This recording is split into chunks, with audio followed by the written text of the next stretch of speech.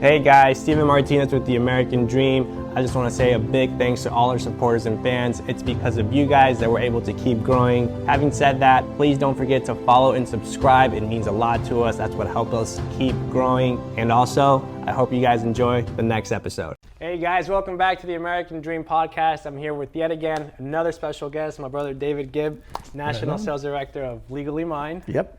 Thanks for coming, long overdue. It's long overdue, yes. Glad to be here. It's my first time in your studio. It's an awesome setup. Thank you. We actually created this studio in January. Morely, so obviously we want to help and impact people and people want to hear stories and all that. But I guess it's proximity, right? So like the way we're able to have a friendship, or I'm able to have a friendship with someone that's high level, I can give them that opportunity through a podcast because they can listen to them. Okay. Right? But anyways, having said that, for people that don't know David Gibb, what's kind of your story from being a kid to now?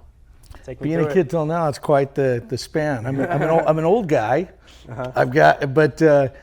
That's quite a story. But I grew up moving every year of my life. Not just because my parents like to move, not because for any other reason. They just like to move. So I hit different elementaries, different high schools. Graduated, finally settled in at Springville High in Utah, and quickly went on an LDS mission for the Church of Jesus Christ of Latter-day Saints. I don't know if you're familiar. They call them the Mormons a lot. Okay. So I went to Oakland, California for that. Came back, took a job out in New York City, lived out there for a while. Met my wife out there, and she was heading back to Utah, so I chased her back to Utah, and set a family and got it going. It's the best move I ever made getting back into Utah to raise a family. Yeah. So when you were a kid, I guess. And business. Now your role is National Sales Director. Right? That's a pretty big role. Yeah. And I like to talk about sales too, because for me, sales and understanding marketing and human psychology, it kind of all intertwines together, right? Because you have to understand people to make the sale. What got you into that sales role in the first place? You mean at Legally Mine? Well, just in general, did you have one before? It was kind of I actually helped start a company called iMall Inc., which was an internet mall. It's right at the internet craze that was going on, a lot of the .com stuff, and we went public, and it became a huge success. And so I actually had the same position there. I ended up being the national sales director for that company as we took it public. And then after that, I started my own business, got going in some real estate stuff, actually, I had a manufacturing company that had 46 distributors from around the country that we would ship products to and services to. And it really opened my eyes to the legal side and how broken the United States is when it comes to legal. And if you've ever been in a lawsuit, you find out really quickly that our system is really messed up. And so when I sold that business out in 2008, started working for actually my brother-in-law, the one that I helped start iMall with, and he introduced me to a guy that he had met on a plane. His name was Dan McNeff. He was the CEO of Legally Mine. I started doing a little business with him, just bringing in some medical stuff, and Dan we just kept hitting up, and we just really hit it off well. This is about 15 years ago. Well, let's see, 2011 is when I started. So what are we talking about? 14 years. And we just hit it off well. And I remember one day I walked in my office and just said, "Hey, do you want to become part of this?" I was there building something on my own, just as a side thing. Yeah. And he just came in and said, "We love you here. We want you to be part of what we got going on." And the rest is history. It took off. It went from there. I think he offered me, because I said, "Look, I don't want to get paid to come do this," when I was doing the other things I was doing. Because I said, "Let me build it, show you what I can do, and then you can pay me from there." Well, he said, "Look, I can't let you just come into the office and not get something." So he started me at $10 an hour. So I was $10 an hour. Wow. $10 an hour doing my thing, and obviously the money part of it that wasn't the thing that was most important to me at that time. It was building something that was really good, and we really built this Legally Mine into something really, really good. So you didn't start like as soon as national sales director? Did you No, I was just a guy that got introduced by another person. We just started talking. We had some things that I could do business wise for him, and so he said, "Come on into the office. We'll set you up and get you going there." It was about 2 or 3 months. Man, it was about 6 months actually, and then all of a sudden, boom, just said, "Let's do this," and it's been a great partnership since then. So for anyone that doesn't know Legally Mine, what is it exactly? Legally Mine is a legal services company that specializes in protecting assets. And how we do that is through legal structuring using entities and so forth. And that's the boring part of what we do. But the exciting part of what we do is now we can take that structuring and actually show different people how to save tens of thousands of dollars in taxes. Really look at their tax bill and really fix that for them. But this entity structuring takes away the threat of lawsuit, and that's what we've been doing since I've been there 14 years. So I know you said that the legal system in the U.S. is a little chaotic, right? Yeah. Well, it's broken. It's not chaotic. It's broken. Elaborate on that. Well, when I had my manufacturing company that I was telling you about. I had all those distributors around the country. I had a guy that was actually in Utah that wanted to become a distributor in Utah. At that point, we were thinking, oh yeah, let's pull ourselves out of Utah as far as the representative here. We'll get somebody else to represent our products here. We were getting big enough that we didn't have to go direct to the public anymore. So we brought this guy in. He wasn't working for us. He had a different company name, different business, went out and sold some projects for us. Great situation, right?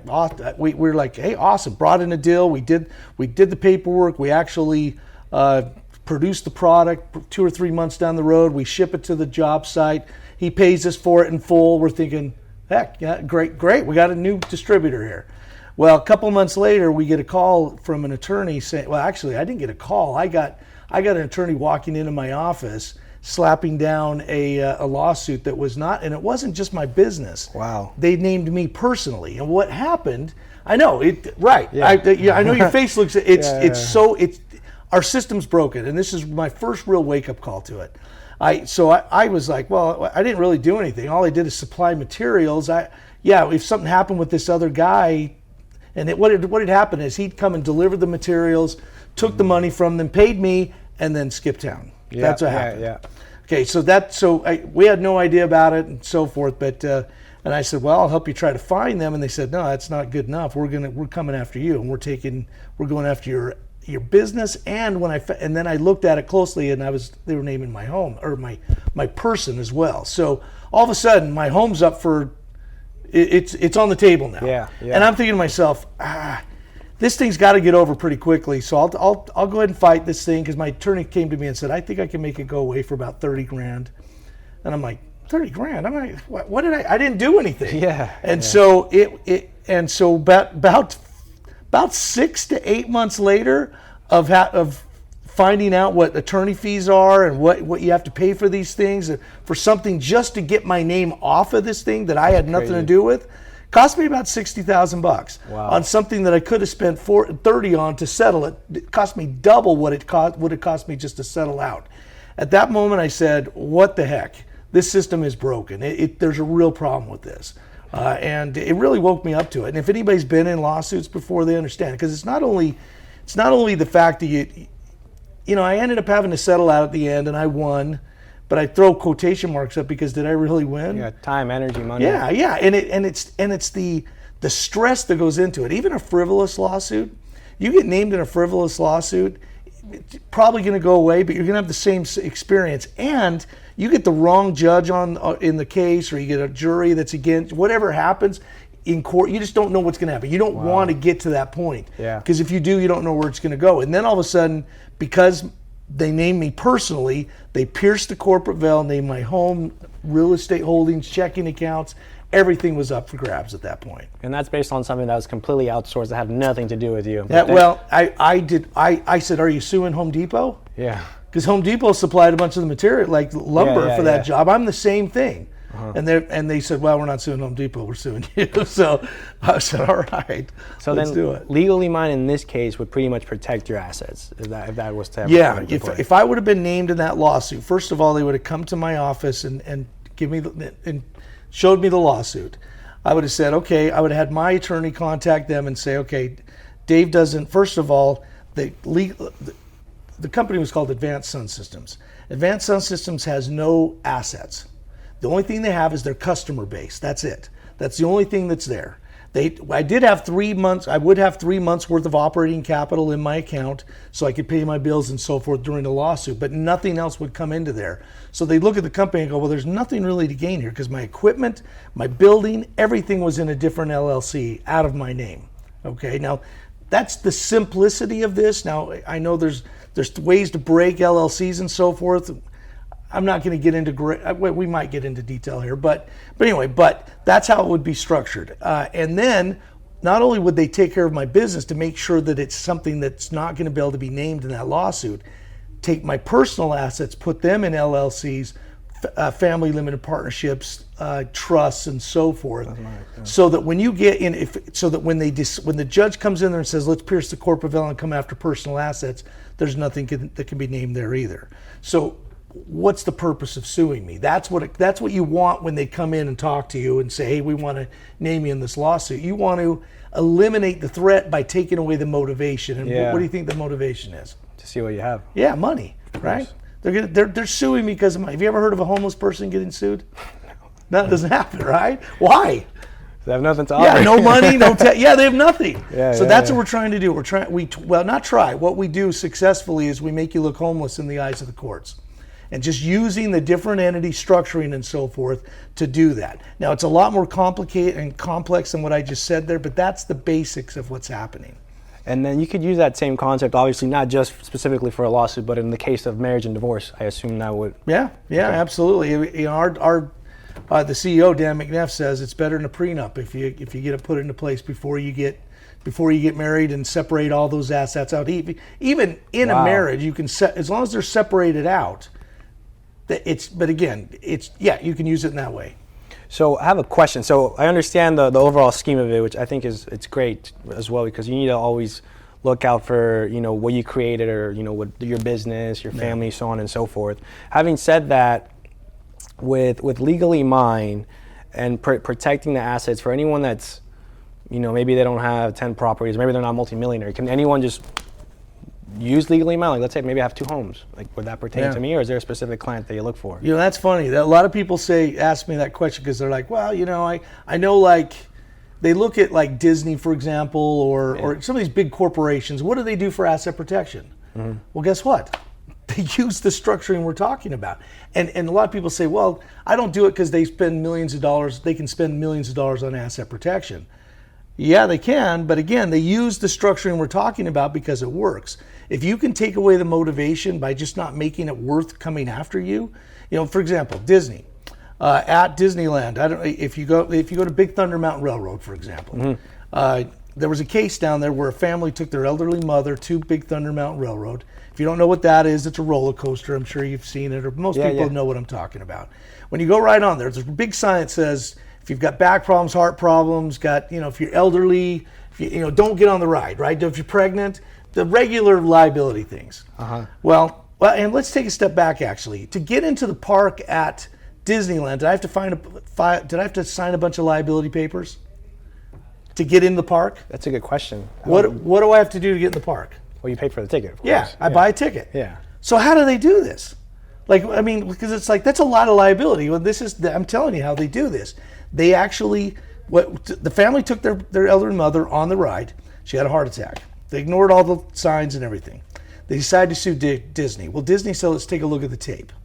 They go in there, look at it, and they say, well, it looks like your grandmother's getting on Big Thunder Mountain Railroad. She's getting on the 3rd car, and that 3rd car is actually Goofy Car Number 3 LLC.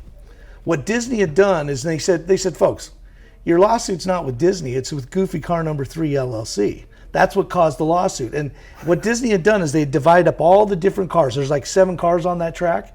Each one of them was labeled different. Goofy car 1, 2, 3, 4, 5, 6, 7. And you can't, with an LLC, you can't take the real property. You can only take the money or the distributions that are made from that property. And how much money does Goofy Car Number 3 LLC make for Disney? 0. Yeah. So they dropped the case. It was over. Now, there's nothing to gain, they won't follow up with the lawsuit.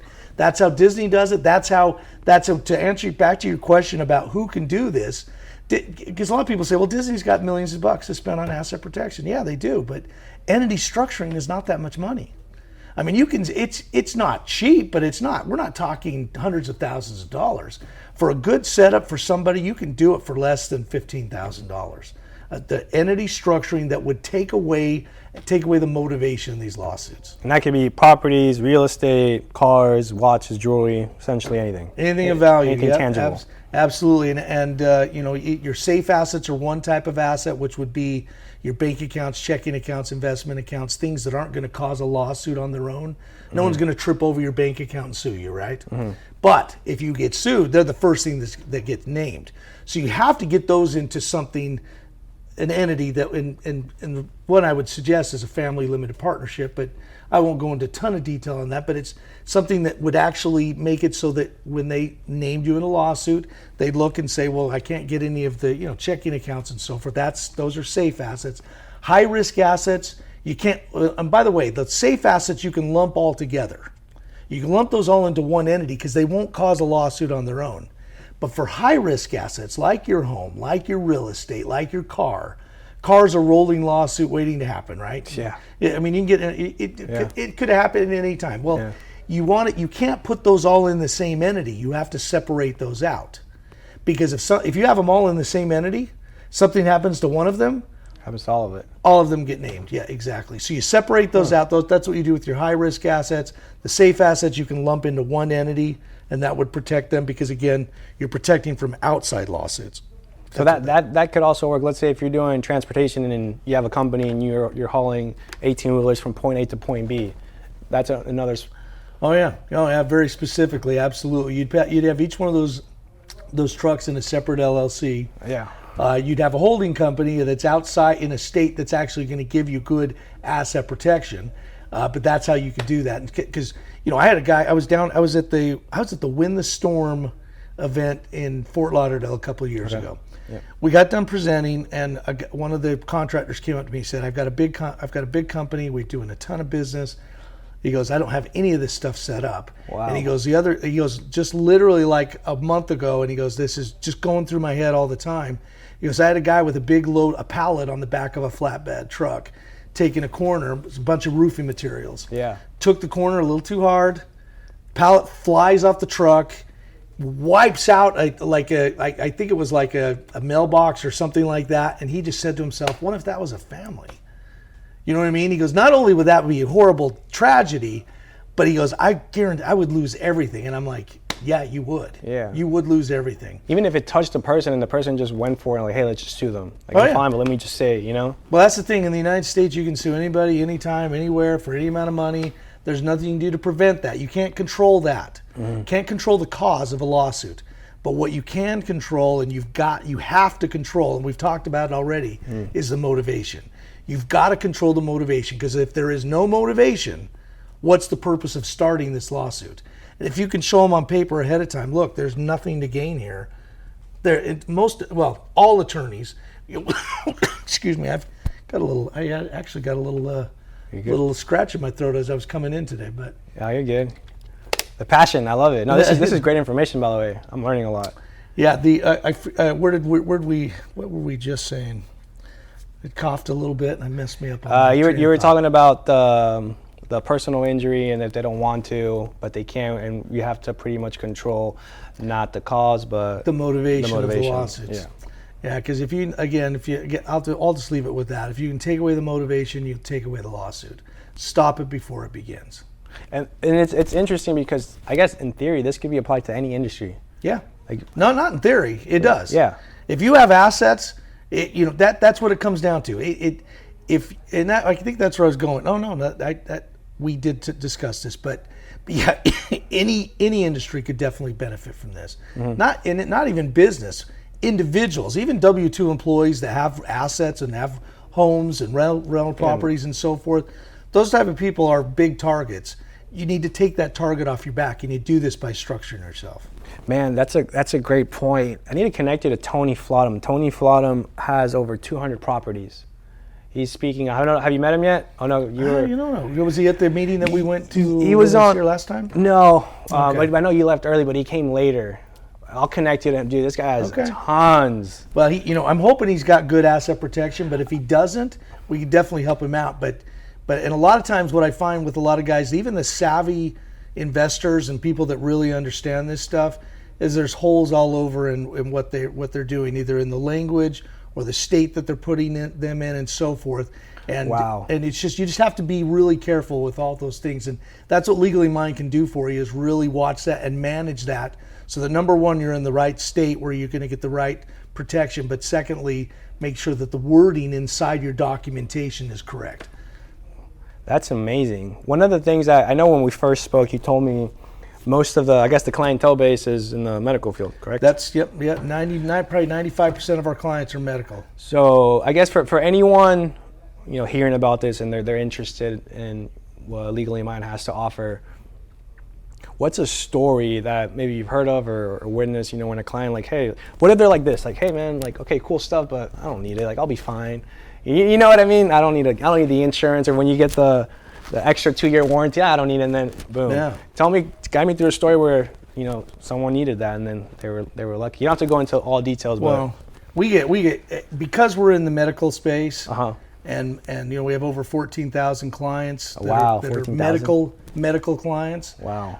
We get lawsuits, people coming to us all the time saying, I'm getting sued, what do I need to do? So we deal with this on a daily basis, but literally. And so anybody that's coming in from an outside industry and you're the one that convinced me and said, hey, these guys can use this as well. It's very true. And so I'm grateful for the opportunity, and I agree with you. I think they can. But what you're going to find with guys that are doctors are a really good demographic, and it's a good demographic for us because number one, they have money, but number two, they take a lot of risks, right? They're the number one sued group in the United States, not even close. Second, though, are your business owners, construction owners, things like that. That's who the second group is, real estate holders and so forth. And so but the great thing about what we do when we come to a group like yours, you talked to me about this guy that had 200 properties or whatever. Yeah. Most doctors don't have that. They've usually got their home, they've got their maybe a real estate holding, yeah. they need a living trust, so we can put that together for them, and a will and so forth. They don't have much, right? They have a lot of money, and so we'll protect the cash and so forth, but they're not great investors. Some are. Now, don't get me wrong, but for the majority of them, they're not. Yeah. Okay, but when we go to a group like this and we run into somebody and we do business with them, usually in a group like this, they're going to need a lot more entities than what a doctor would need for all the different things they have to protect, because they have a fleet of trucks, or they've got different things that they've got to protect. Mm-hmm. And so the great thing about what we can do for somebody like that is we have a maintenance management fee that we charge, and then we actually do some, and a lot of good big time investors will come to us just for the management of it because it's so inexpensive comparatively of what they do. But when somebody comes to us and they want to get involved with us, and they're not in the medical space and they have a lot of assets that need to be covered, our program and the way we have it structured is we give them unlimited entities for their entire lives. That's how our program's set up. So they come in, and the reason why it works great for doctors because we don't have to do many entities. With somebody like what we're talking about, 200 different, we'd have to create 200 different entities. We're going to lose a lot of money on a client like that, but we don't mind because you get to take advantage of 14,000 doctors paying us $200 a month. That's actually our monthly fee is what we charge is $200 a month to manage it. That's very interesting. Yeah. So I'm assuming in this specific niche, there's obviously competition like in many other industries. What sets Legally Mine apart from the competitors? Well, there's a lot of different ways of thinking of how to protect assets, right? There's a lot of different ways, and you go to different attorneys, and that's a lot of times people try to do this on their own, and they go out there and they try to hit different attorneys, and good luck trying to get them all on the same page because everybody's got their own ideas, number one. But number two, you've got an estate planning attorney and an asset protection attorney and a tax strategist. Trying to get them to agree upon anything good luck, right? But legally minded, where we stand apart is we actually put that all underneath one roof. All of our attorneys are all part of the same organization. Wow. They go to the same meetings. They're in the same boardrooms. They're in this. They discuss this. How does this work? If there's a new product that we bring on, how does that affect the rest of what's going on?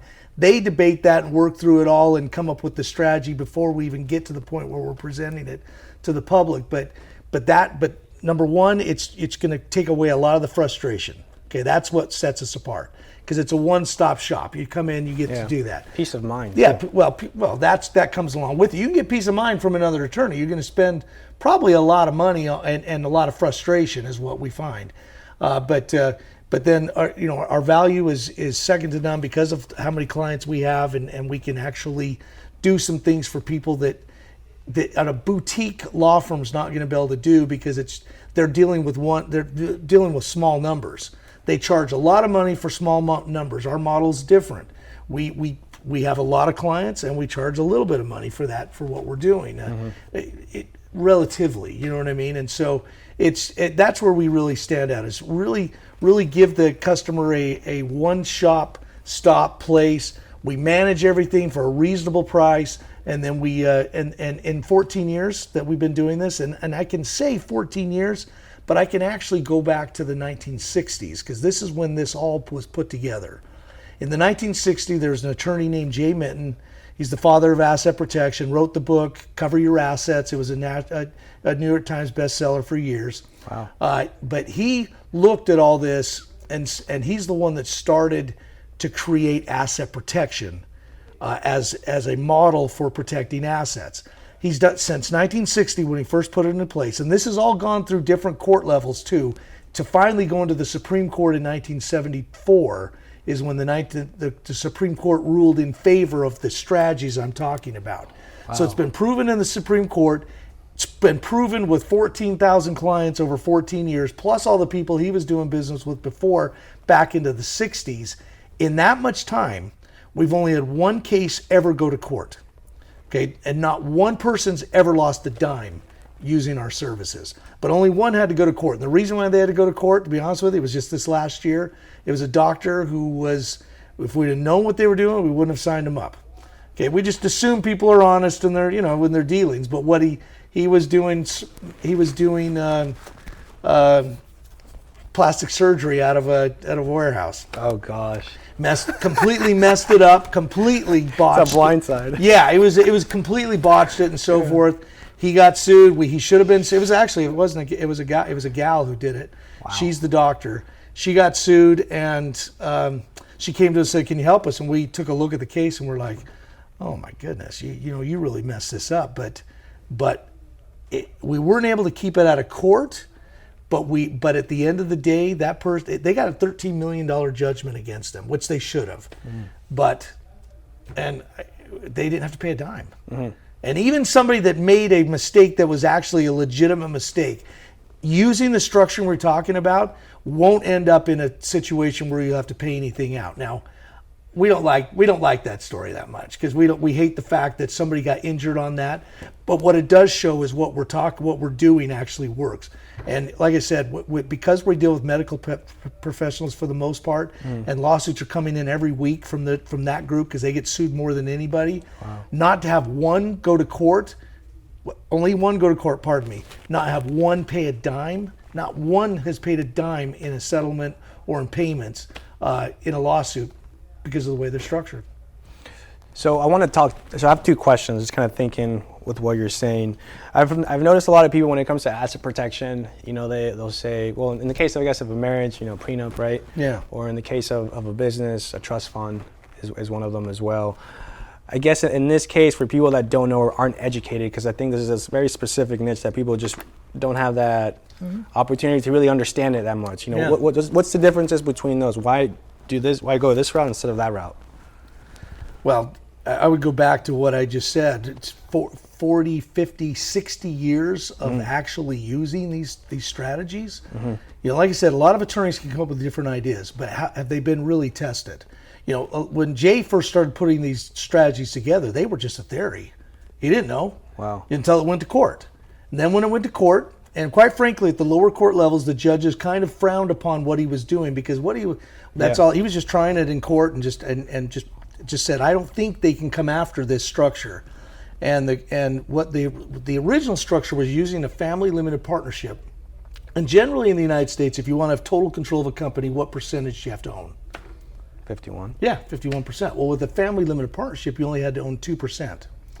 So what? And this saved it, and it's a big long story. I won't get into the details with it, but this saved a solely owned company because they would, if the owner of the company would have died based upon the tax change in 1913, which was when the 16th Amendment came into place, when we first started paying taxes as a country, as a people. Yeah. It's a horrible situation, right? Yeah. It's illegal. It's crazy. Anyway, that's a whole different story. Another podcast. Yeah. But this particular instance, the IRS was able to save this solely owned company by turning it into a family limited partnership, because the owner only had 2% ownership. He gave his sons the other 98%, and when he died, the IRS came in and just took 2% rather than 50%. You know, think about your company. If they came in and took 50% of the company as a tax upon your death, what do you think happens to your company? Probably goes out of business, right? And so that's what they were worried about. But they found this family limited partnership. So Jay Minton looked at that and said, "Now wait." And this was his theory. He said, "Well, if the general partner only has 2% ownership, but has total control, and the limited partners have no control, they should have no liability." So he said, the person that has the 100% control should have all the liability. So in a lawsuit, if you had your assets inside a family limited partnership, the way he theoretically set it up was if you got named, that you'd only 2% could be named in that lawsuit. And unless my name's Bill Gates, who wants 2% of my income, right? Or my assets. Wow. 2% isn't worth coming after. Yeah, that yeah, was the makes sense. initial thing that he did right in the beginning. Now the courts frowned upon it because they said you can't be the general partner and the limited partner at the same time. So what he did to get around that is he created a management company that the client would own, and then that management company would be the general partner, and then the client would be the limited partners as well. So this worked in the courts. But again, back to what we're talking about is that this, in the beginning, he didn't know if it was going to work. Yeah, of course. But it went into court, and he went 12 years of fighting this because a lot of the lower court judges didn't understand it. From 1960 till 1972. In 1972, he was winning at the federal level all the time. But at the federal level in 1972, in the Ninth Circuit Court in San Francisco, the judge ruled against the family limited partnership and ordered all the assets out. And they said, no, you can't be the general partner or limited partner wasn't going to work. Well, he appealed that to the Supreme Court. And in 1974, the Supreme Court ruled 9-0 in favor of this, cementing it as an unbreakable asset protection tool. That's crazy. Yeah. So that's why I can say what we're doing. It's not just theoretic. You know, it's not theoretically we're setting this up, we're doing this. It's actually gone through a vetted testing all the way to the Supreme Court. Yeah. And that's the reason why this thing works. What's his name, Jim? You're talking about The one that created this whole thing. Jay Minton. Jay Minton. What a genius. Yeah. Dan McNeff was one of the guys, actually in my role. He wasn't the national sales director, but he was working his company. And Jay decided to retire, and Dan said, well, can I buy you out? And next is history. And back then, Jay would just do he didn't really do, he would do individual things with clients, but it was really more of up to the client to take care of it. How Dan McNeff changed it is we brought in attorneys in-house, and now we take you from step A to step Z and make sure it's all done. I guess your position within the company too, you guys are working with high level, the 1% clientele essentially. I guess how do you deal with that stress, or knowing you guys have so many clients? How do you handle that? Well, when we go, sometimes we'll go out and we bring on a lot of clients, especially in September, October, November. Those are some of our biggest months. It's when the another quarter.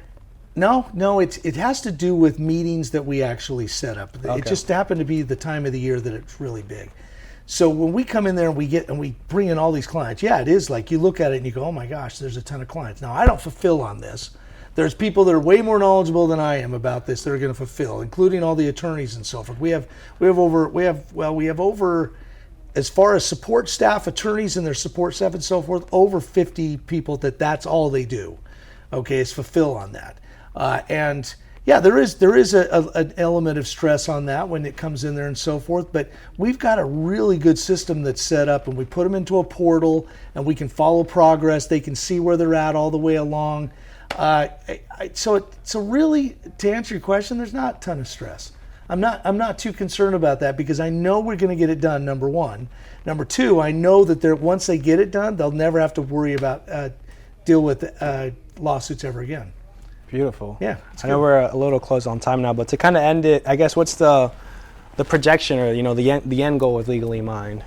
Well, in 2019, I took over as national sales director in 2018, and we exploded in 2019.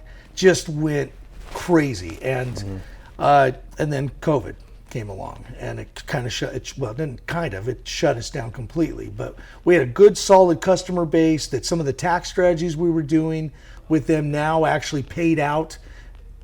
Different discussion, but it was a great situation for a lot of clients of ours tax wise, because of what happened with COVID and some of the products that we had them in.